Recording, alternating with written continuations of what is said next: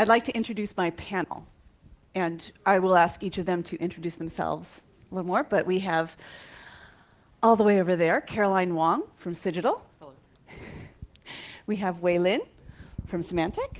Hi. And we have Emily Stark from Google, and I'm Lisa Napier. So I'd like to ask everybody to, or Caroline, if you can introduce yourself more thoroughly and tell us how you got into security in the first place. Cool. I'd be happy to do that. So my name is Caroline Wong. I'm currently a director at Cigital, which is a software security consulting firm. And I've been doing security stuff for like 10 years now. I started out leading information security teams at eBay and at Zynga before transferring to what I jokingly refer to as the dark side when I started working for Symantec in the vendor community and then started doing consulting at Cigital 2.5 years ago. And I got into security in sort of a random way. I had studied electrical engineering and computer science at UC Berkeley, and between my junior and senior year, applied to any internship that I was qualified for. Ended up doing an internship at eBay in IT project management. Loved it, and then upon graduation said, "I'd like to work for you full time." And my intern boss said, well, IT has a hiring freeze, but there are these entry-level positions available in information security. And I said, I don't know anything about that. And he said, that's okay. They're just looking for smart college kids to train. And so the night before my interview, I went and I memorized the Wikipedia page on information security, and that was all I had going in. But they were right. They were just kind of looking for someone to train up. And the other thing about that interview was that there were 4 people. The hiring manager was the last person, and so they'd ask me these questions, and then they kind of would like tell me the answer. So by the time the important person was asking me questions, I was prepared. And then I just found out that I liked it. So here we are. Okay, very fascinating experience in the history. So I'm Wei Lin. I have been working for Symantec for 15.5 years. So how did I get into security? Before Symantec, I worked in aerospace in Canada, Montreal, very cold. And at that time was .com era, and most of my friends, they all moved to the US. Then I said, okay, I will try my chance in the US. So I start to look for a job. Then this headhunter found me and said, hey, how about Symantec? I said, who's Symantec? So I look up. At that time, Google wasn't that famous, so we didn't use the word Google. So I looked up in internet, and I typed it wrong. I typed Symantec. It's a Symantec, right? So it's not Symantec. I said, no, I'm not interested. So they realized right away I typed the wrong name. Instead, Symantec, I typed Semantec. So they said, did you type the right thing? Here's the name. I said, oops, okay. So I look up. Then I said, interesting. Internet security. And now we're in .com, and the web thing seems very interesting. I said, okay, I will give a try. So I came to Santa Monica. At that time, our office is in Santa Monica, the Norton branch, in March. So Canada was all white snow, Santa Monica, flower, beaches. I said, wow, that's a place I want to come, no matter what. So I got into the Norton group. Then they said, okay, what job do you want? I was already a manager. I said, I never programmed on PC. I never knew anything about internet security. I said, I want to start as a developer. So Ellery you were already part of the Norton group. So I remember they said, okay, you come in. And I just joined and started to work on a little project called License at that time. And 3 months later, my boss came and said, okay, yeah, we really need a manager. We want you be the manager for Norton Antivirus. So I start real manager job in Norton first, then move on to the security solution for Norton product and the enterprise security product. Then I moved back again, working on leading Norton product development. 6 years ago, I was appointed to start the Norton mobile security product development. So over the years, it's all around security, but ironically, last year I took a new job. I'm no longer on the security side, but I'm leading the engineering team for the Norton e-business, basically run the e-store. Okay, that's my story. Okay, I'm Emily. I have been on the Google Chrome security team for 1 year and 1 day. Um, I got into security when I was an undergrad at Stanford, and I was doing a summer research program in computer science the summer after my freshman year. And I was doing research in an area of computer science that wasn't really doing it for me. And so I decided to go find some other type of research that I wanted to do. And so I walked into Dan Bonet's office having no idea who he was. Not, you know, if you don't know who Dan Bonet is, he's like a very famous cryptographer who I would have been far too intimidated to talk to if I had known that at the time. So I walked into his office and asked him to give me a research project. And he did, and I worked with him through undergrad and found that I liked that field a lot, so decided to stay in it. Very good. Thank you. I'm Lisa Napier, and I have perhaps the oddest. I fell backwards into security. I started off as an art major, and and decided to get work as a computer trainer because I liked computers. That ended up stumbling into database documentation, database programming, tech support, and with a company that ended up getting acquired by Cisco, and found that I loved the networking concept and just all the fun things we were doing. And my company that was the acquisition was Cisco at that point was layer 3 and below, and we were layer 4 up to the political layer, for those of you who get that joke. And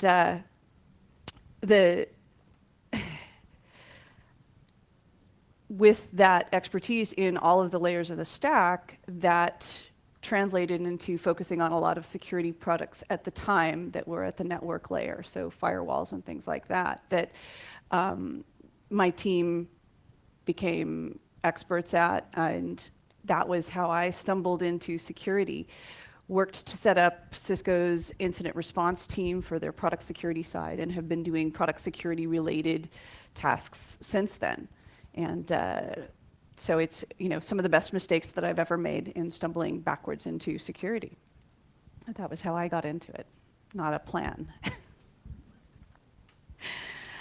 Let's see, so we're here talking about some of the challenges that, you know, our industry is very male-oriented and male-dominated.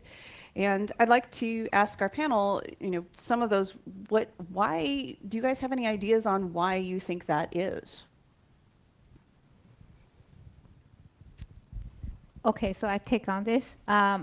So from my experience, right, the IT industry, software industry, is traditionally male dominant, like most of the engineering field. And over the year, I've been involved in many of these women initiatives in IT or in tech sector.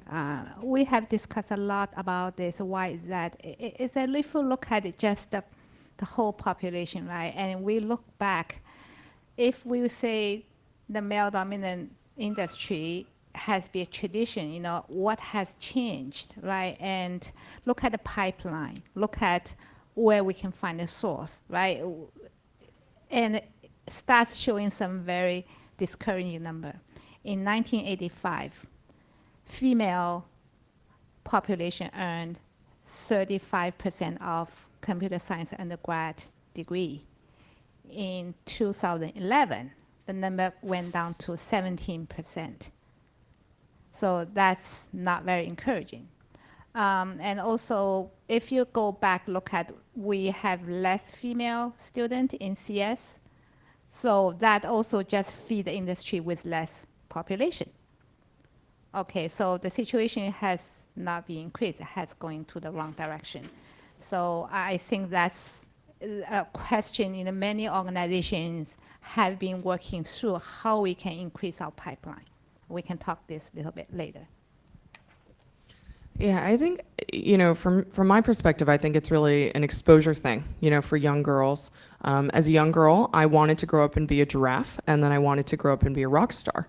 And as I grew up, the people that I knew were teachers. My father was an attorney, so I was like, I want to be a teacher. I want to be an attorney. I didn't know any information security professionals, and I certainly didn't know about their salaries or about their lifestyles. Perhaps when I was 5 years old, my job didn't really exist at that time, so I couldn't aspire to say that was something I wanted to do. Today my job and my lifestyle because of my job is awesome. I'm a consultant. I work from home, 50% of the time. I've got a 10-month-old daughter, and working from home is great because I get to be with her a lot. And then I get to travel, and I get to come to stuff like this, and I get to go to exotic locales, and fly business class. And it's this really sweet life. But I didn't know as a 5-year-old girl, as a 10-year-old girl, as a 15-year-old girl, that this was like an option for me because I wasn't exposed to it. Another thing that I want to mention relating to the pipeline is that it's certainly truth that the pipeline is a problem, that there are just not enough women coming into this field. But there are also a lot of striking statistics about how the funnel tapers as you go from individual contributors to managers to executives. And so while the pipeline is certainly a problem, there is also a problem of losing women at every stage. And so I think it has to be, the fix has to be an effort that focuses on all stages of that funnel, which doesn't really answer your question at all. But it actually leads into one of the other questions on there. But what are some of the reasons that women that now this is a bit unfair because you women are clearly in tech. We all are, and but why are some of the reasons that? What are some of the reasons for the attrition of women dropping out of tech?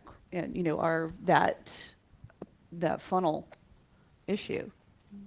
Thoughts? Ironically, we're like the wrong people to ask, right? I'm sitting here next to Wei, and she's an executive at Symantec, which is like one of the biggest security firms in the world. But it's interesting, we could think about female colleagues that we've known, at different points in our careers, and think about, and there's so many individual reasons for it. Perhaps we're not the right people to ask, which is kind of a good thing.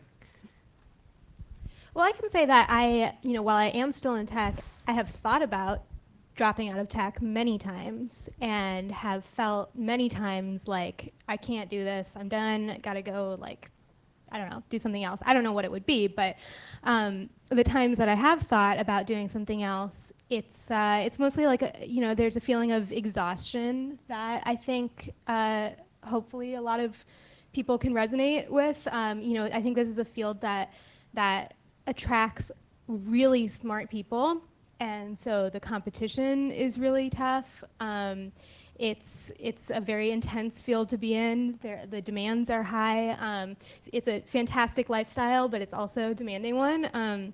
And that gets exhausting. I don't know if that's specific to being underrepresented, except that I think there's an additional degree of exhaustion from just feeling different all the time.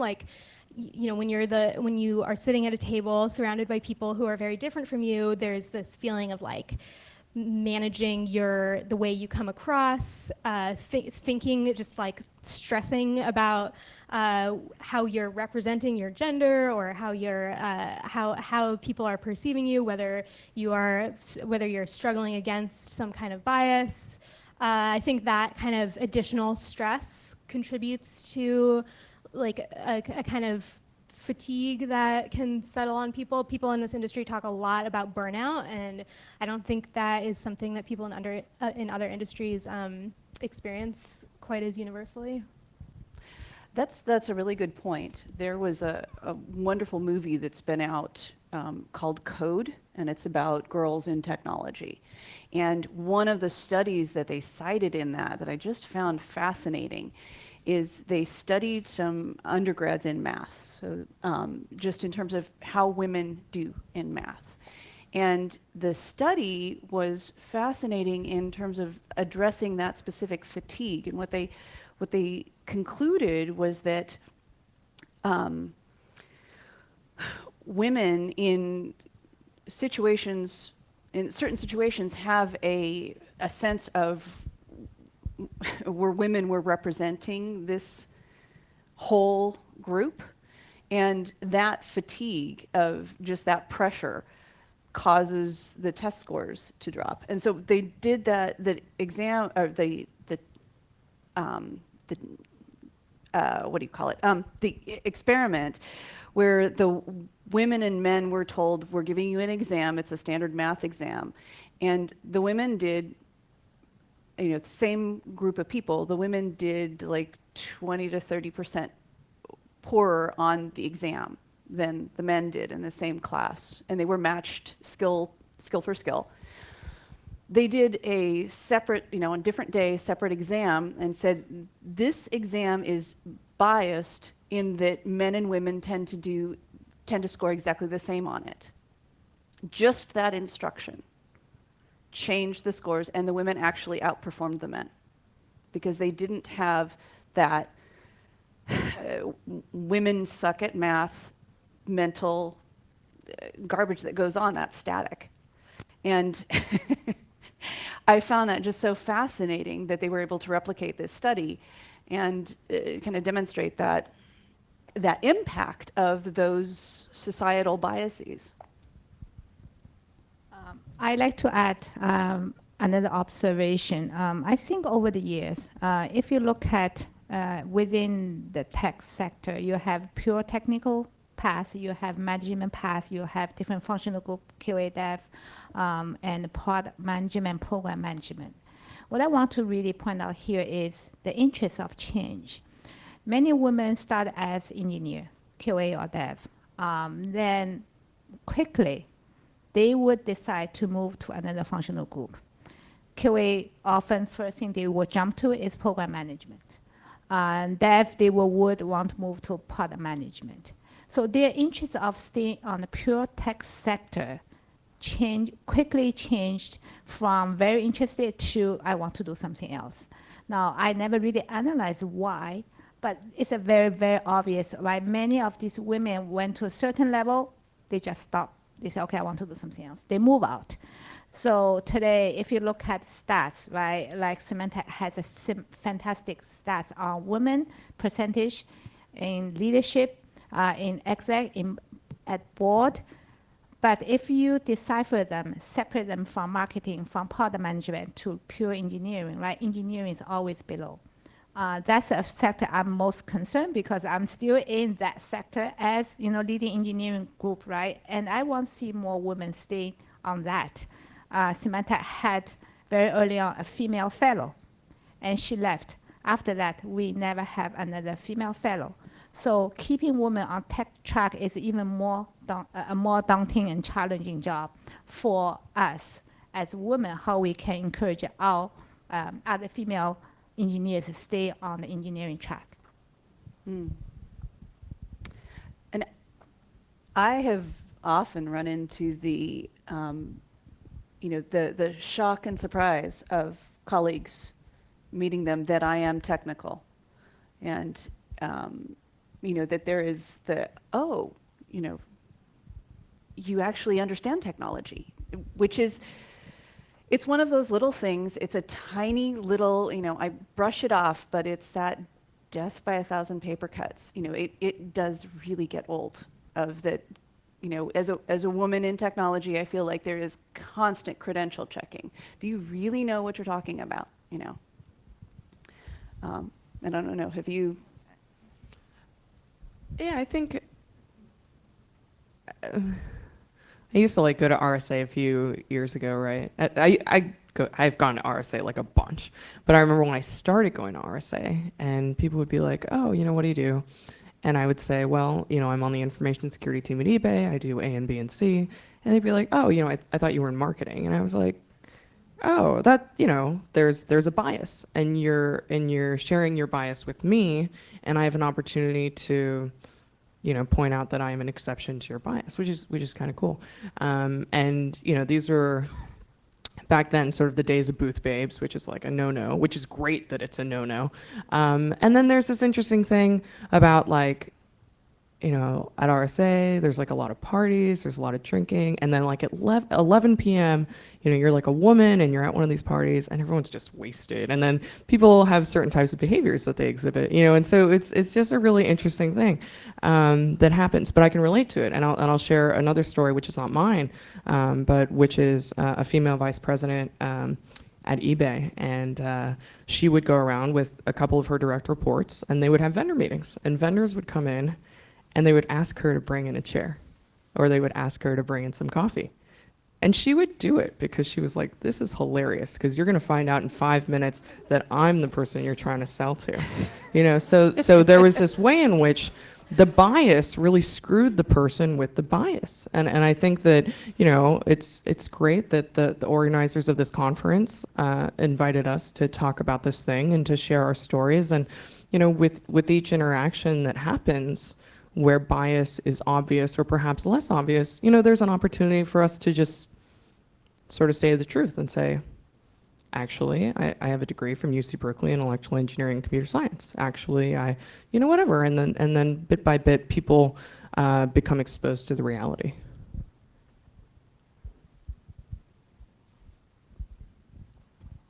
So thank you, Caroline. That was, I love that bit about bias. Those examples of bias are really an opportunity to educate and reevaluate, change people's minds, because that's, and in my mind, one of the most challenging things are the hidden bias, the bias that people won't admit to.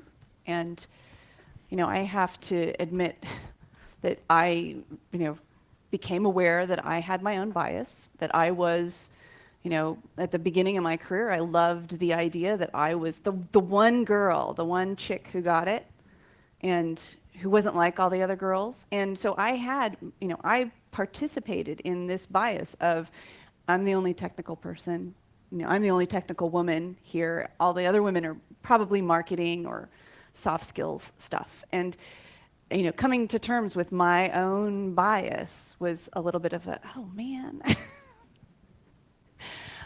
It's an unpleasant moment, but that's the only, recognizing it is the only way we can begin to change these things, and admitting that bias exists. We all have biases based on our experience, who we've run across in life, and but becoming aware of those and owning that bias and trying to do something better is about it. Let's see. On my questions, let's see, for the panel, what do you see as some of the biggest obstacles in the industry?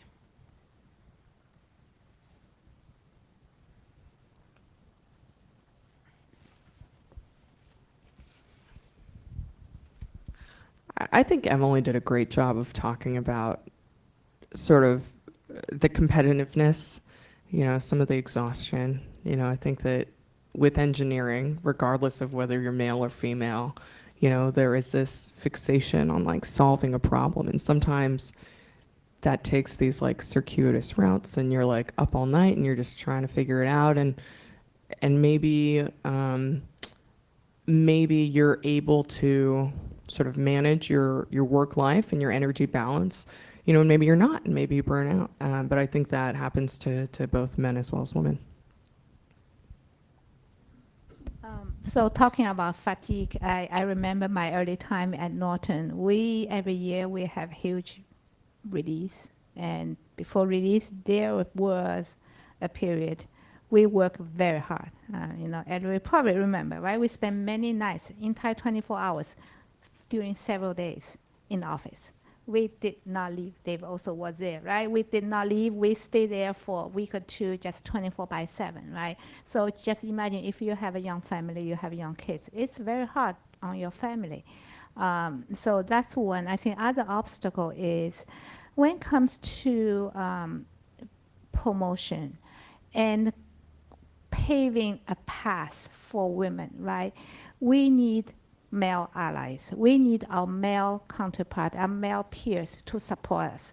So this is not only from just a low level. We need from top down. We need C-suite. We need companies to support the idea that women brings value so they can support women. Now, I saw cases where the C-suite, there people say, yes, I support women, but you can see these are not really true from their heart because nothing happened. They did nothing. And you see other C-suite, they really is coming from their heart. They will carry out some of these specific tasks to encourage women, especially on the tech sector, right? Really staying on engineering path. So these we can see the huge difference having male support or not. So I'm really glad to see a good portion of male attendance here, right? You are our ally. You can make this world change. And if you help your peers in your company, you will make their life a very big difference.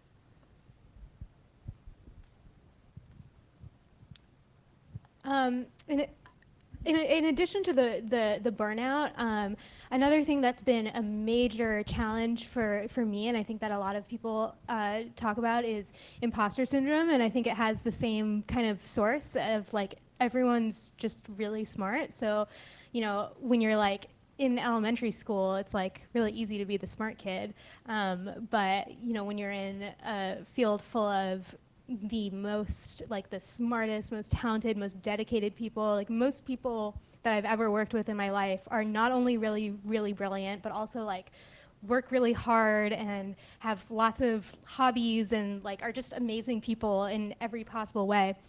So it's really easy to feel completely inadequate. So I don't really know what to do about that, but it sucks.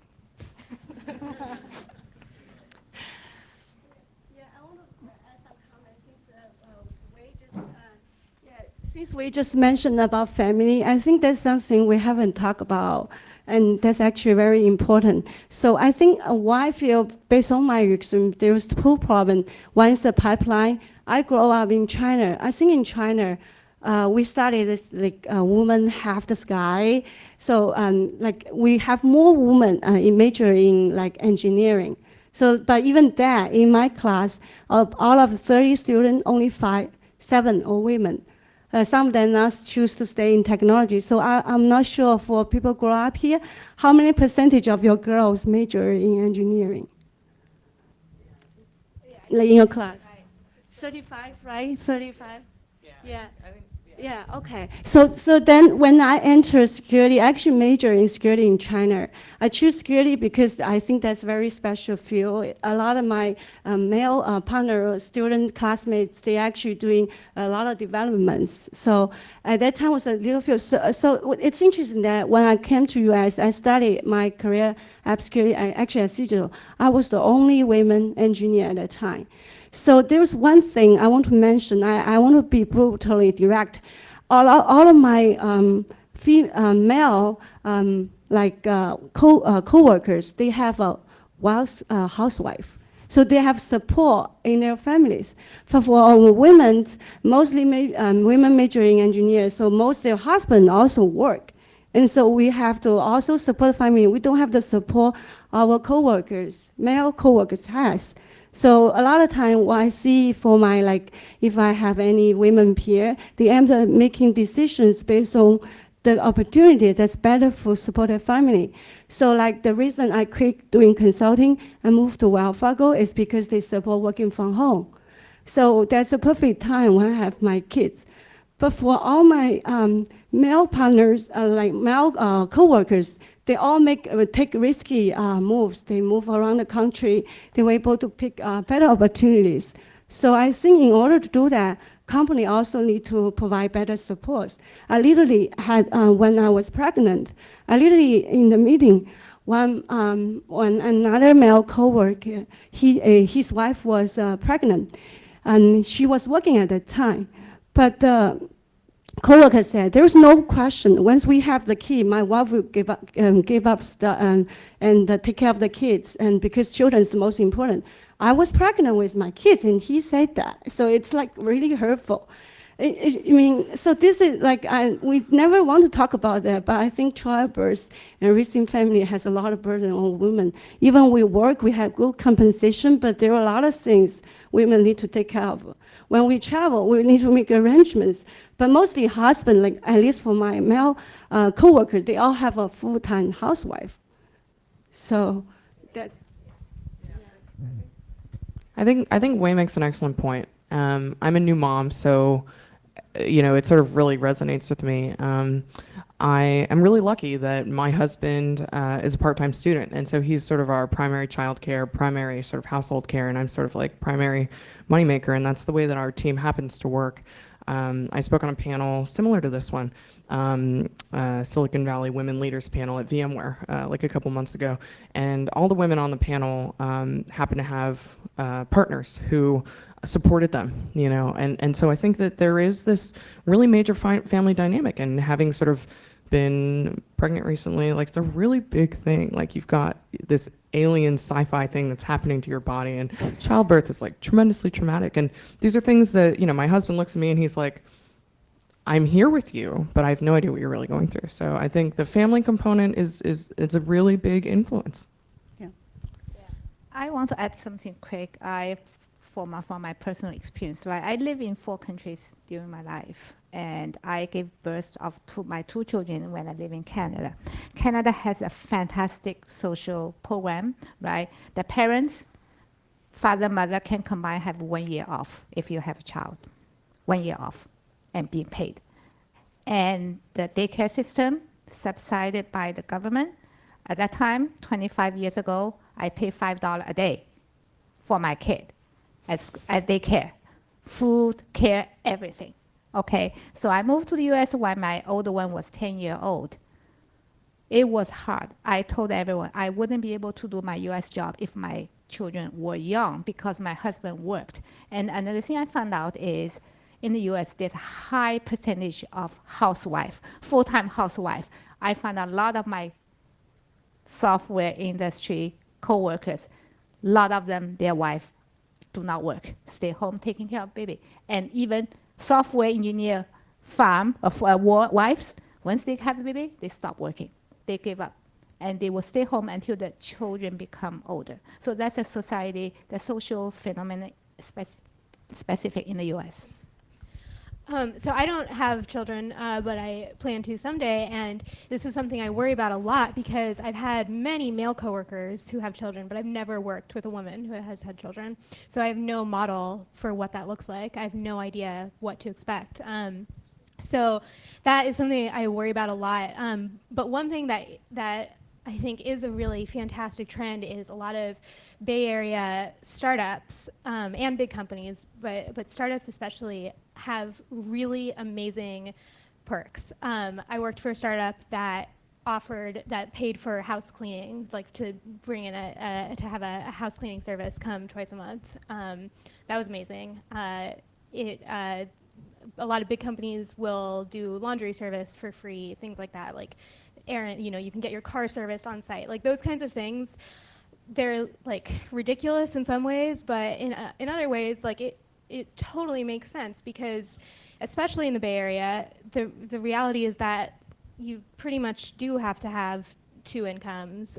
So it makes sense for the companies to kind of step up and provide some of the basic things that you need in your life that are really, really hard to get done when you have two working partners.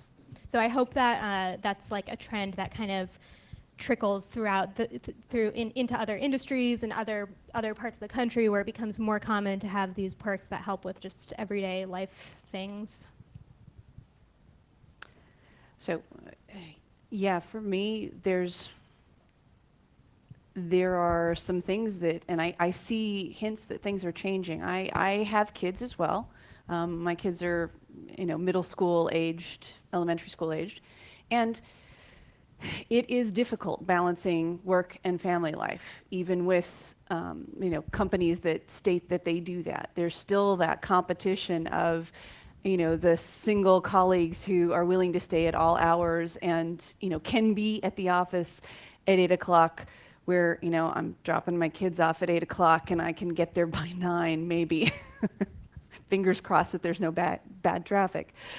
But those demands on families, and that it's so, in the US in particular, it falls so disproportionately on women, speaks a lot to our fairly rigid roles about what it means to be male and female. And there's kind of this been, one of the discussion points in feminist groups is how much sexism damages men as well, in holding them to a very rigid role, as well as women to a very rigid role. And I was lucky to grow up with a single parent, and my mother did everything. If the car was broke, she fixed it. If things around the house needed to be fixed, she did that. So I saw that role model as that, women can do everything, and grew up without that rigid role model of that's women's work and that's men's work. And so I think the more we can integrate that as our society, as we can change that and have a better discussion on what it means to be men and women. And there's far more similarities than there are differences. And that's one of the things that I really try and... I see we have a question, and I want to Yes. get to your question in just a moment. Before we get to the question, I think we've done a lot of really awesome storytelling here, and I think it's awesome that the women here are open enough to share. There's good stuff too, and I wish that this panel was another hour longer. And we have opportunities to talk to each other after the panel, but there's good stuff too. And I do think that we should spend some time on the good stuff. Our little group met about an hour ago, and there's like tremendous resources for girls to increase our pipeline of women. There's resources for women in the industry to connect with each other. There's the Executive Women's Forum, there's Grace Hopper, there's Anita Borg, there's a lot of role models. And I think that it's worth, we could kind of walk down our line and talk about some of the positive things, because there's an opportunity for things to go in a really good direction. And then we do want to answer questions from the attendees as well. Yeah. Well, let's see. We've still got a 15-minute block at the end to answer questions from attendees. So I'd like to get to I think what our last question needs to be, given time, is what are the resources and what are the success factors for everybody? To Caroline's point, exactly. What are the things that have helped you on your way? Or you guys go ahead. Or I can go. So one of the things for me was I had a boss when I worked at eBay. His name was Dave Cullinane, and he was CISO at the time. And he was like a total woman supporter. And it wasn't like he was a woman supporter. It was like he was a people supporter. And he was trying to build the best team he could. And we had a disproportionate number of women on our information security team at eBay compared to what you might find in the industry or even in technology. So that was totally cool. And he introduced me to this group called the Executive Women's Forum. It's run by Joyce Bercaglia, who runs Alta Associates, which is a recruiting firm for information security, risk management, and privacy. And this group of 6 or so women, would go to RSA, they'd go to Black Hat, and they'd run into each other all the time. And they were like, hey, we should hang out. We should make this a thing. And so there's this annual conference. There's all these events that happen.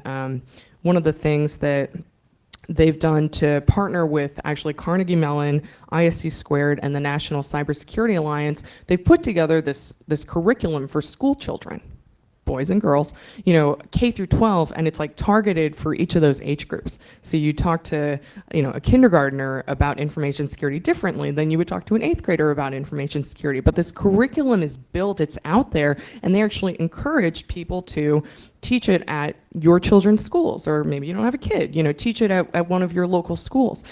So there are these things. So I'm part of this Executive Women's Forums group, and one night there's like a networking event, and I've had a couple glasses of wine, and one of my colleagues suggests to me, she's like, you think about this metric stuff a lot. Maybe you should write a book.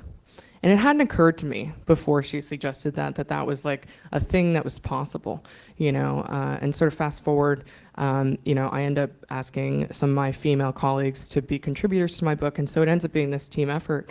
But these are just some of the things that have helped me, you know, great mentors and resources that are available if you want to tap into them. Also, I like to talk about the resource out there, right? So we talk about the pipeline issue. So there are a lot of organizations out there to try to help out. And I personally went out in many occasions to talk to middle school, high school, female students about a life of a software engineer, what they are doing. But also, so one thing you can help is there are two of them I think you can help. One is a code hour. Software engineer donate 1 hour, go out, coach these kids to program. So that's one. There's a organization called Code Hour. It's just anyone can be volunteer. I think Samantha organized one of these events in December, right? For ask software engineer to volunteer. Second is Girls Who Code, right? There's a movie. So these are the resources out there in your community. I'm sure there are many of them. But also for career women, there are a lot of other organizations out there. Anita Borg Institute is one of them, and it organizes the world's largest conference for women in computing called Grace Hopper Celebration for Women in Computing. Every year, the last year, attendance reached to 12,000 people coming from all over the world. And their content to address student, early career, mid-career, and senior career level. US CTO Megan Smith is a friend of this conference. And every year she comes, talk about, give a key speak notes. Last year she brought her team, US government team, female team to the conference. Sheryl Sandberg was a keynote as well. So many of these resources out there. If you are interested, I can give you more information. I have been involved in that conference for a very long time. So anyway, we can talk afterwards. I want to give a chance to others. I'll just give a really quick plug for something that Google does. There's a highly encouraged unconscious bias training that Google offers. And many employees do it. If you work for a large company, I think there's probably a good chance that your company offers something like this. I think it's incredibly valuable for pretty much everyone in the industry. It helps you identify your own biases and also helps you deal with situations where you might be uncomfortable or see a situation where someone else is uncomfortable. Yeah, I hope that it's available to many of you from your companies, and if it isn't, then it might be a good thing to ask your leadership why it isn't, because I think it's something that everyone in a professional working environment should have access to. Yeah, I know there's I'm sorry, the name escapes me, but I think it's Harvard or one of the East Coast universities that does have an unconscious bias catalog and some resources that are free online and available. And for me, some of the best resources are expanding my mentor network and getting a hold of some, working out some good mentor relationships. One of the early mistakes that I personally made was looking for female mentors specifically, because they're usually really busy, and expanding that to, I've got a lot of really great male colleagues, and looking at them as mentors and figuring out some of these things can really help give me the mentor network to progress my career. And so I hope that is useful advice and helpful for other people as well, is really figuring out those mentor relationships, because they're very valuable, whether they're an organization like EWF or personal friendships that you develop and leverage from that. So, and I think we are at our Q&A system, or session, so we have time for questions. The gentleman in the purple had a question.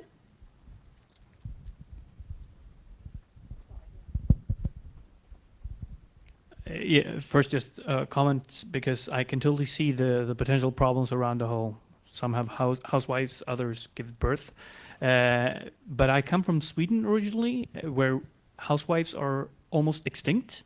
And we have highly subsidized childcare, and the numbers are the same.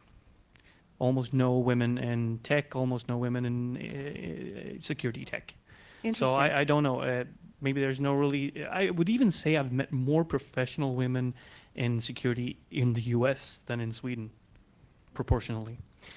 So something to think about. But I wanted to ask one thing about this whole bias and like you meet women and you assume that they're not into tech, they do soft things. I can totally see that. I was working with it heavily when I was a teacher at university, trying to make sure I would think of every woman or man that I met as a student could be the next superhero. And you really need to train yourself to think that way, not like assume that the superhero has to be a guy. So one thing I've noted is that many men try to signal early, like having a geeky t-shirt, maybe as the one I'm having right now, about filing a radar, to shade that thing off, to make people know immediately, oh, okay, that's an Emacs person. Then you kind of assume that, well, I can bring up geeky things with this.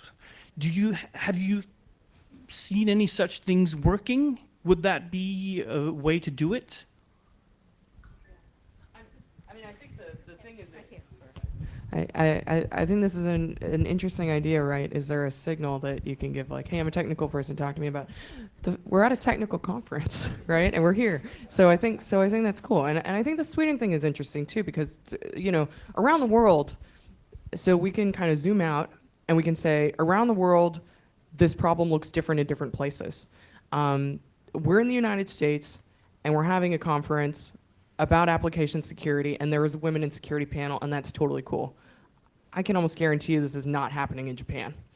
And in Sweden, they've got way awesomer childcare, and in Canada, they've got way awesomer childcare than the United States. So it's different. I also want to note that another theme here that we want to briefly call out explicitly is that the bigger picture is not about women, it's about diversity, right? So we look around and there's a diversity situation. My husband's sister is a single mom of 4 kids, 4 dads, all half African American. They live in Indianapolis. And my daughter, who is growing up in San Francisco, will have different opportunities than her cousins. And I'm so excited that we're flying out my 10-year-old nephew, RJ, to San Francisco to stay with us for 2 weeks so he can see like this different version of the world, you know, and there's all of this, you know, Lisa can speak to some of the Harvard Business Review studies that's been done recently that says diversity on teams helps make better decisions. And it's kind of like, no duh, right? If people think differently about a problem, there are more opportunities to solve it in different ways. So, yeah. Hi, so I've been in the business for a long time and I've had many, many managers. And I can say it's pretty clear to me that the best managers I've ever had were women. Now, it might be, at least the best working relationships I've had with my manager have been women. It might be a coincidence, but I think probably not. My non-expert theory is that when you get men together, there's always this kind of testosterone thing going on that just kind of clouds judgments.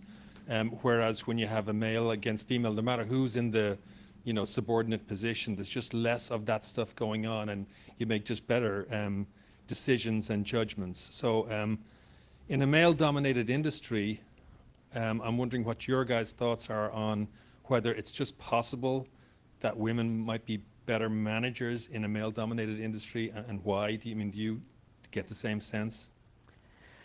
Let's see. So for me, and there's another question in the back there too. For me, anytime you get a homogenous group, you're going to have you've got clouded judgment. You can't see the full picture. The more diverse your group, right, you know, if you've got people from different backgrounds, different walks of life, different visibility, you're going to make better decisions. It tones down that competition, the testosterone cloud, whatever you want to call it, when you have a more diverse group making the decisions. We talked earlier today about the some company cultures can have what amounts to a bullying culture where, the loudest voice wins. It's not really about what the best solution is, but who's willing to fight to the death for that solution. And with a diverse team, with people from different walks of life, different sexes, that what we've all experienced, I think, fairly universally, is that the better diversity representation on the team, the better decisions are made, the less of a bullying culture is allowed to form and persist. To answer Dermot's question, right, would women be a better manager, right? I think that per my experience, it's all about the dynamic of that group, manager and the subordinates, right? How each other view each other's value, how they can work together as a team. That is the huge defective factor to influence that relationship, right? There are cases that you can come up very well with a female leader and group of male subordinates, no problem raised. But it can also come out with a situation where a female leader just have few people just can't work out. I personally experienced these cases that I had pure male group, never had a problem. And recently I had a problem. I have a diverse team where one male person just didn't work out with the other female person. That also affect the relationship I had with that male subordinate. So at the end, my reflection is really the dynamics among these people. Can you guys work well together? If you can't, no matter what, no matter how good the manager is, no matter how good that team is, things just won't work out. Very good. I got one more question back here, and I think that's probably all. Oh, okay. So I do some mentoring for my school, and part of it is that I always tell them like what I do, engineering and everything, and the first thing that comes to their mind is like, wow, that's too intense for women, and it's intimidating. And I try to encourage them, no, it just takes a lot of work. You have to work a lot, and I don't know what have you tried in terms of encouraging women on a one-on-one basis or maybe in a small group settings that kind of said, wow, I can really do this. I mean, I've tried many times and hopefully it reaches them, but I just wanted to see what have you guys tried and what worked. I will answer your question in an indirect way. I've read this book recently and I highly recommend it. It's called I Know How She Does It. And this author went and talked to maybe like hundreds of women who made over 100K a year and who also had families. And her theory was that these women have something figured out. And what she asked them to do was to keep time logs in 30-minute increments for 2 weeks. And they wrote down everything that they did. And she found out that there's this lie about working so hard. Sometimes. Some people actually work 100 hours a week. Some people work 35 hours a week and they say they work 50 hours a week. And there is this like cool thing about like, oh, I work so hard, I'm so tired. And it's like, some of that is real and some of it is not. And what's unfortunate about it is that if somebody believes that it's real but it's not, then they make decisions based on the lie. And this book is super cool because she's like, these women make tons of money. They've got really great jobs. They manage their families. Actually, they don't work more than 40 hours a week. There's this total misbelief. If I look at my lifestyle and I compare that to one of my friends who is a grade school teacher, and I ask a kid and they're 10 or 15 or 20, who do you think has like a tougher time at work? And I would totally say my friend who's the teacher has a tougher time. And a lot of that for me personally is because I get to work from home so much of the time. But that's one of the cool things about working in tech. There are some jobs where, because it happens with a laptop and with a cell phone, you get to work from home. My teacher friend can't work from home.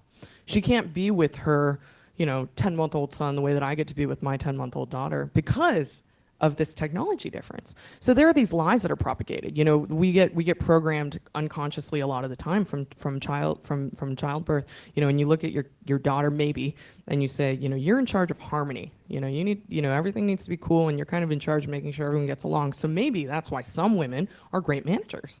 You know, and you look at your little boy and you're like, you know, you got to earn the money. You know, you better study hard or something, whatever it is. You know, these things. But I think that there are lies, and one of the lies is, oh, I work so much, and that's not always a lie, but sometimes it's a lie. So this book, I know how she does it. Totally cool, not only for women, but also maybe for men who are like, well, maybe there's a way for me to live my life and spend my hours a little differently to make me happier. Mm-hmm.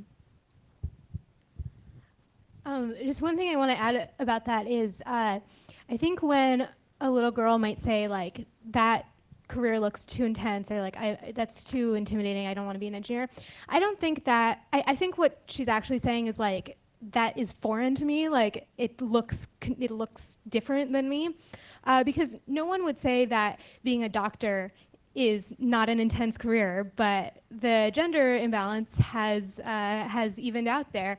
So I don't think it's really that children think that something is too intense for them. I think it's just a way of saying, like, it's not me, it doesn't look like me, I can't see myself doing that. So I don't know if that's not particularly constructive, but, like, you know, if someone were to say that to me, I think I would say, like, you can do something intense. Like, there's no reason that you shouldn't be able to do that intense career as compared to a million other intense careers that you would be interested in. So unfortunately, I think it's more likely a problem of a lack of role models, or a lack of, like, cultural, or the presence of stereotypes that contributes to that. That's just my gut feeling, though.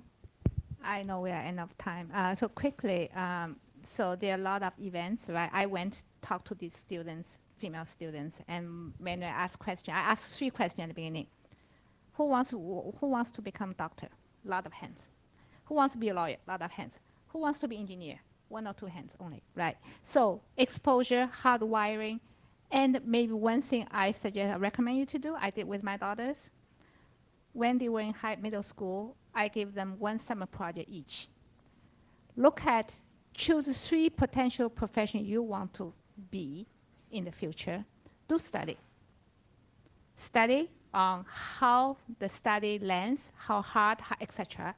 Second is when you can really get into that field, job opportunity. And third is the money you can earn. Do this and come back, tell me what you want to be. I think that they did that, they choose what they want to be, and they all end up where they are. Unfortunately, they're not engineers. I feel ashamed. But I think that's at least, right, they went through this, they learned, they understood, and they said, okay, that's what I want to do. So today, they don't have regret.